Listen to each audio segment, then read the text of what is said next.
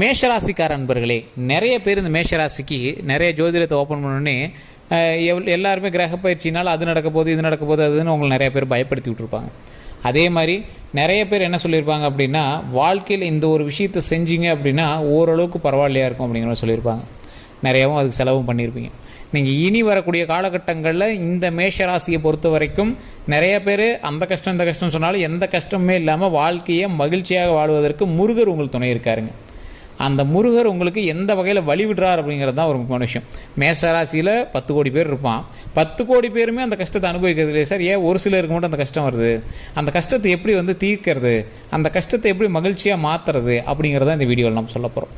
அது மட்டும் இல்லாமல் யாருக்கு எந்த வகையான பிணிகள் இருக்குது, அந்த பிணியை எப்படி சரி பண்ணுறது, அதாவது எந்த வகையில் உங்களுக்கு கஷ்டங்கள் வரதுக்கான வாய்ப்புகள் இருக்குது, அதை எப்படி சரி பண்ணுறது. இப்போ இந்த மேஷராசியில் பல லக்கினங்கள் இருக்குது, பல தசாபுத்திகள் இருக்குது, பல நட்சத்திரங்கள் இருக்குது. அது மட்டும் இல்லாமல் இந்த மேஷராசியோட வாழும் சில ராசிகளும் இருக்குது. உங்கள் கணவனோ மனைவியோ இல்லை மற்றவங்களாம் இருக்காங்களா, அவங்களும் உங்களோட இருக்கிறவங்க தான். அவங்களோட ராசிகளுக்கு தகுந்த மாதிரி உங்களோட ராசிகளும் வேலை செய்யும். ஸோ இவங்களுக்கு மத்தியில் எப்படி நீங்கள் சஸ்டெயின் பண்ணி எந்த ஒரு ப்ராப்ளமும் இல்லாமல் உங்களுடைய காலகட்டமோ இல்லை உங்களோட நேரமோ கொஞ்சம் ஓரளவுக்கு இருந்தாலும் அதை சரி செய்து நல்ல நேரமாக மாற்றி கொண்டு வருது அப்படிங்கிறத இந்த வீடியோவில் முழுசாக பார்க்க போகிறோம். உங்களுக்கு ஒரு அருமையான காலகட்டம் அப்படின்னே சொல்லலாம் சார். எப்படி அப்படின்னா, உங்களோட கஷ்டங்களே இருந்தாலும் அந்த கஷ்டத்தை சரி பண்ணக்கூடிய ஒரு காலகட்டம் தான். ஒரு சின்ன சின்ன பரிகாரங்கள் மூலமாகவே உங்களோட லைஃப் சரி பண்ணிக்கக்கூடிய ஒரு காலகட்டம் தான் இந்த மேஷராசிக்கு. நிறைய பேர் பயப்படுத்துகிற மாதிரி நீங்கள் அனுபவிச்சே ஆகணும் அப்படிங்கிற அளவு கஷ்டம்லாம் உங்களுக்கு வராதுங்க, கவலையே பட தேவையில்லை. ஸோ அதுதான் ஒரு முக்கியமான விஷயம்.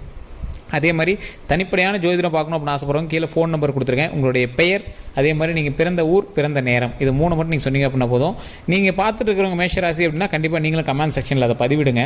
இந்த மேஷராசியில் இருக்கிறவங்க சிவன் வழிபாடு இந்த தடவை நீங்கள் பண்ணணும். சிவன் வழிபாடு எதற்கு? ஆயுளை அதிகம் செய்வதற்கு, பிரச்சனைகளிலிருந்து வெளிவிடுவதற்கு, நீங்கள் நினைத்த காரியத்தை நடத்துவதற்கு. அதற்கு சிவனினுடைய ஒரு 7 பெயர்களை சொல்கிறேன். இதுதான் இருக்கிறதுல ஒரு மிகப்பெரிய மந்திரம் அப்படின்னு சொல்கிறாங்க. ஸோ இந்த பெயரை சொன்னாவே அதற்கான மந்திரம் பழிக்கக்கூடிய அளவுக்கு உங்களுக்கு சக்தி கிடைக்கும்.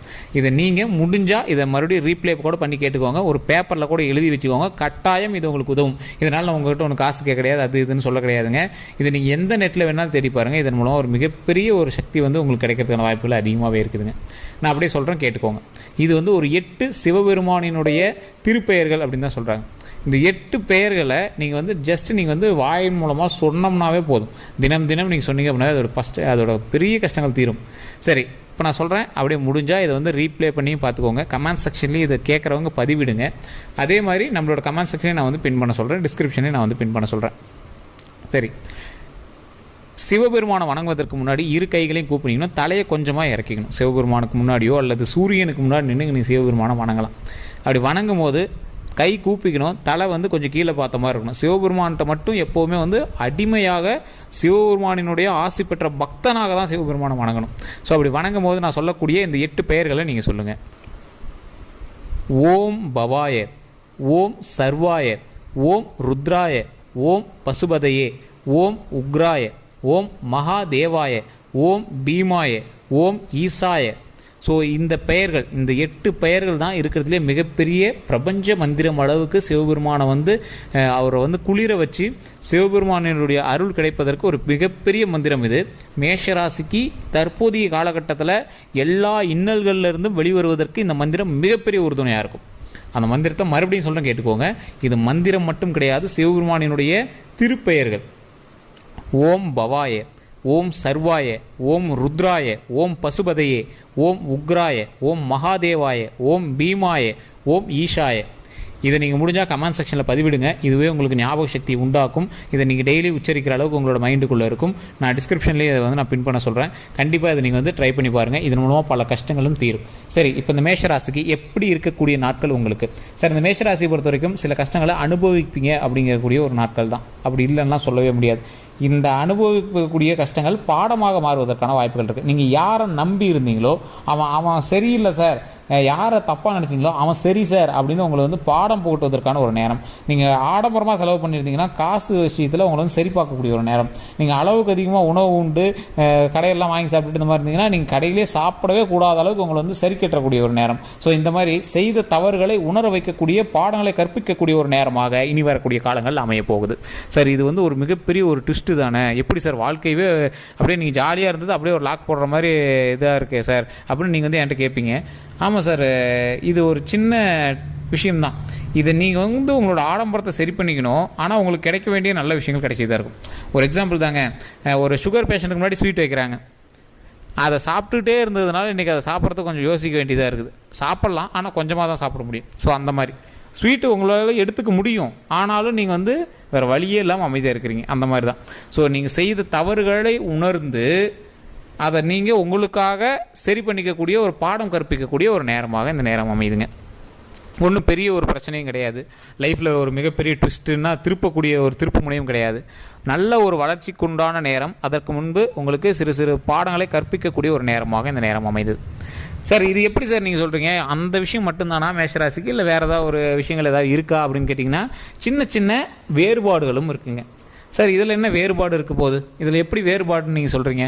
சார், இந்த பண விஷயத்தில் நீங்கள் யார்கிட்ட கொடுத்து ஏமாந்தக்கூடிய ஒரு செயல்பாடுகள் நடக்கிறதுக்கான வாய்ப்புகள் இருக்குது. யாராவது ஒருத்தன் திடீர்னு வரான், ஒரு பிஸ்னஸ் பண்ணுங்கிறான், அந்த பிஸ்னஸுக்கு நீங்கள் அமௌண்ட் போடுங்க அப்படிங்கிறான்.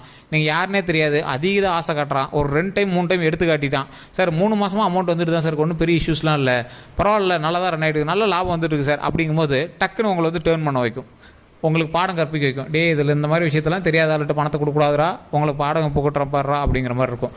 குறிப்பிட்ட காலகட்டங்களில் இதை நீங்கள் அனுபவிச்சே இருப்பீங்க. அது உண்மையாக இல்லையான்னு கமெண்ட் செக்ஷனில் பதிவிடுங்க. ஸோ இந்த மாதிரி பாடம் கற்பிக்கக்கூடிய ஒரு நேரம். அதே மாதிரி நண்பனோடு பகை உண்டாகக்கூடிய ஒரு சின்ன நேரம் இருக்குது.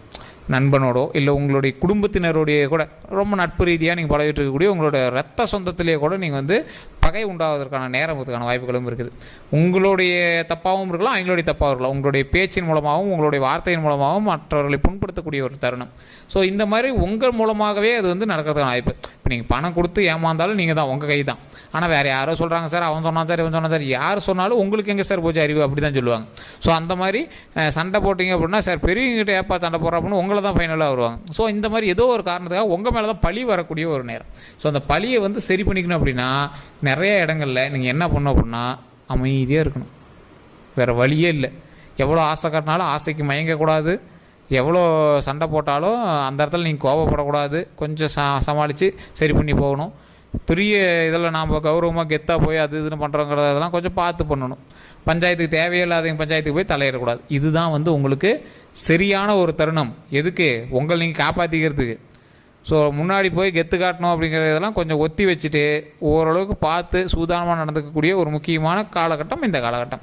சரி சார், அது மட்டும் போதுமா? வாகன விஷயங்களில் கவனம் தேவை. சிவபெருமானை வழிபடுவதற்கு இன்னொரு காரணம், உங்களுடைய உயிரை காப்பாற்றிக்கணும், உடலை காப்பாற்றிக்கணும், மன உறுதியை காப்பாற்றிக்கணும். ஸோ தேவையில்லாமல் ரேஸ் போகிறது, வண்டி வாகனங்களில் கரோர்னு பறக்கிறது, புதுசாக வண்டி வாங்கியிருக்கேன் சார், கெத்தாக ஓட்டணும் சார், பயங்கர ஸ்பீடில் போகிறேன் சார், இதெல்லாம் இப்போ தேவையில்லாத ஸ்டண்ட்டே தேவையில்லைங்க. ஆசைக்கு வண்டி வாங்குறீங்கன்னா அழகாக வண்டி ஓட்டிகிட்ருக்கணும். அதில் ஒரு ஸ்க்ராட்ச் கூட ஆகாத அளவுக்கு நல்லபடியாக பார்த்துக்கணும், அவ்வளோதாங்க. அதே மாதிரி ஏதாவது நீங்கள் வந்து ஒரு தனிப்படையான தொழில் பண்ணுறீங்க, அந்த மாதிரி எதாவது பண்ணுறீங்க அப்படின்னா தனிப்படையான ஜாதகத்தை ஒரு டைம் பார்த்துக்கோங்க. உங்கள் பேரில் இல்லை அப்படின்னாலும் உங்களோட ஃபேமிலி பேரில் நீங்கள் ஆரம்பிக்கலாம், ஒன்றும் பிரச்சனை கிடையாது. அதே மாதிரி டாக்குமெண்ட் ரீதியான எந்த ஒரு விஷயம் இருந்தாலும் செக் பண்ணிவிட்டு கையெழுத்து போடுங்க. பார்ட்னர்ஷிப் போடுறீங்க அப்படின்னா கொஞ்சம் பார்த்து பக்குவமாக அதெல்லாம் தெளிவாக தெரிஞ்சுக்கிட்டு பண்ணுங்கள். மேஷராசிக்கு பார்ட்னர்ஷிப் ஓரளவுக்கு செட் ஆகும். இருந்தாலும் நம்பிக்கையான ஆளாக இருக்கணும். ஏன்னா பணம் கொடுத்தா மாட்டக்கூடிய ஒரு காலகட்டம். அதனால் நீங்கள் நம்பிக்கையான ஆளை நம்பி பணம் போடணும், அவ்வளோதான். மற்றபடி எந்த ஒரு விஷயம் பண்ணாலும் தெளிவாக நீங்கள் பண்ணுங்கள். ஏன்னா எவ்வளோ தெளிவாக பண்ணாலும் சின்ன சின்ன சிக்கல்கள் வரதுக்கான வாய்ப்புகள் இந்த காலகட்டத்தில் இருக்குது. உங்கள் மேலே தப்பு சொல்ல முடியாது, யார்த்தினாலும் உங்கள் மேலே தப்பு சொல்ல முடியாது. காலம் அதுக்கான காலகட்டம் அப்படி இருக்குது. ஸோ அதனால் கொஞ்சம் பார்த்து பக்குவமாக இருக்கிறதுக்கான நேரம்.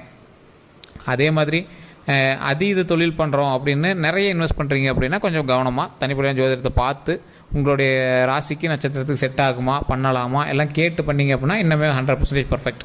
ஸோ அதை கொஞ்சம் முன்னாடியே பார்த்துக்கோங்க. அதுக்கு கீழே ஃபோன் நம்பர் கொடுத்துருக்கேன். உங்களுக்கு எந்த சந்தேகமாக இருந்தாலும் நீங்கள் ஃபோன் பண்ணி நீங்கள் வந்து பேசிக்கலாம். இது மட்டும் கிடையாது சார், நீங்கள் தொழில் ரீதியாகவோ இல்லை கல்வி ரீதியாகவோ இல்லை எந்த ஒரு விஷயமாக பண்ணுறீங்க அப்படின்னாலும் நீங்கள் வந்து எந்த சந்தேகமாக இருந்தாலும் ஃபோன் பண்ணலாம். கீழே ஃபேஸ்புக்கில் பார்க்குறீங்க அப்படின்னா ஸ்க்ரீன்லேயே நம்பர் கொடுத்துருக்கோம். யூடியூப்பில் பார்க்குறீங்க அப்படின்னா கீழே டிஸ்கிரிப்ஷனில் நம்பர் இருக்குது. அது மட்டும் இல்லாமல் கல்வி ரீதியாக உங்களுக்கு வந்து ஏதாவது ஒரு பிரச்சனை அப்படின்னா நீங்கள் வந்து ஜோதிடத்தை நம்பணும்னு அவசியமே கிடையாது. 18 வயசுக்குள்ள இருக்கிறவங்களுக்கு ஜாதகமே நீங்கள் வந்து பார்க்கணும் அவசியம் கிடையாது. கல்வி ரீதியான விஷயங்களுக்கு. அதே மாதிரி உடல் ரீதியாக எந்த ஒரு உபாதை உங்களுக்கு தோன்றினாலும் உடனே டாக்டரை பார்த்துடணும். இதுக்கு வந்து ஜாதகத்தை நம்பி உட்காந்து கூட இதுவும் டிஸ்க்ளைமராகவே சொல்கிறோம். மற்றபடி உங்களுடைய வாழ்க்கையில் முன்னேறுவதற்கு, தொழில் சம்மந்தப்படுறதுக்கு, காதலுக்கு, திருமணத்திற்கு, இந்த மாதிரி எந்த ஒரு விஷயமா இருந்தாலும் ஜோதிட ரீதியாக பார்க்கலாம். கீழே ஃபோன் நம்பரும் கொடுத்துருக்கேன், அதன் மூலமாக ஃபோன் பண்ணி தெரிஞ்சிக்கலாம். ஸோ இந்த விஷயம் உங்களுக்கு ஒரு மிக உள்ள பயனுள்ளதாக இருக்கும் அப்படிங்கிறத நான் தெரிஞ்சுக்கிறேன். முன்னாடி வந்து நான் 8 சிவனுடைய திருப்பெயர்களை சொல்லியிருந்தேன். அது மிகப்பெரிய ஒரு மந்திரம். ஓம் அப்படிங்கிற பிரபஞ்ச மந்திரத்தோடு அதோட பெயர்கள் எல்லாத்தையும் நீங்கள் சொன்னீங்க அப்படின்னா மிகப்பெரிய நன்மை கிடைக்கும் அப்படின்னு சொல்லியிருக்கேன். வேணும் அப்படின்னா அதை வந்து நீங்கள் ரிப்ளை பண்ணி போட்டு கேட்டுக்கோங்க. அதே மாதிரி இதுவரை நம்ம சேனலை சப்ஸ்கிரைப் பண்ணாமல் இருந்தால் சப்ஸ்கிரைப் பண்ணி பக்கத்தில் பெல் பட்டன் மறக்காம ப்ரெஸ் பண்ணிக்கோங்க. ஃபேஸ்புக்கில் பார்க்குறீங்க அப்படின்னா ஃபாலோ பட்டனை ப்ரெஸ் பண்ணிக்கோங்க. அப்படியே முடிஞ்ச உங்களோட நண்பர்களுக்கு பகிருங்க. எல்லோருக்கும் நன்றி நண்பர்களே.